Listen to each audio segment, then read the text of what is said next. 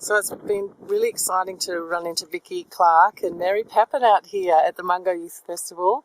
And just taking this opportunity, Vicki and Mary, if you could just share with us what moved you being out here and what sort of message you'd like to get across to teachers and students around the country about how special Lake Mungo and your country is. Well, for me, I would hope that the students that are here, and especially the teachers, actually get to feel the spirit of the land and be touched by the spirit of the land. We can, teach them how to make johnny cakes and cultural talks and have them, look for bush tucker and things like that. But this place is sacred land, it's holy land. And I would hope that that's what they take away from here, is the sacredness of the country. And Vicki, for students and teachers that can't get up here, you just had a quick look at our curriculum that we've produced on Dad's work. How did that come across to you? Do you think that would be useful for a teacher in the classroom?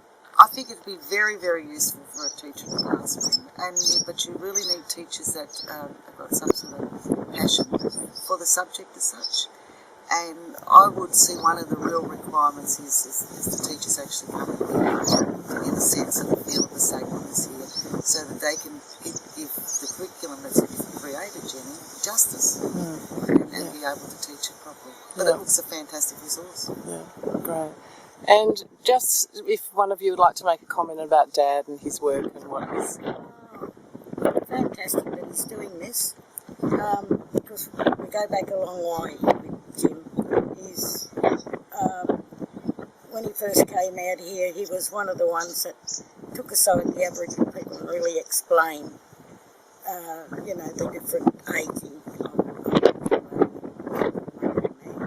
So when you see Jim out of a place like Mungo, it's just wonderful to know that he keeps coming back, because that learning goes on wherever Jim is, and I'm pleased to be a part of his learning clip now, because what the old people always said, that Mungo is a place, it's the learning centre of the world. People from all over the world need to come to Mungo to find out how the Aboriginal people in Australia lived for over 60,000 years, because they not only survived in the landscape, they lived in it, survived in it for 60,000 years, but they continued on with it.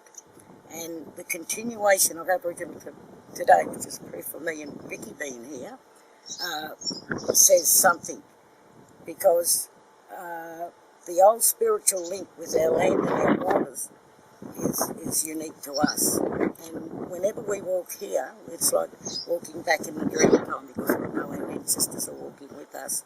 And for you to know that students around Australia, because of the Australian curriculum, are now being told, it's in the curriculum to be taught history going back to 50, 60,000 years. Yes, but they need to recognise Aboriginal people today as well, because over the last 200 years, Aboriginal people were just called savages, and we weren't recognised as a people from this land.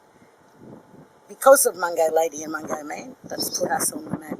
Not only our cultural heritage, but our people that are out there struggling still to be accepted into society in Australia, and to be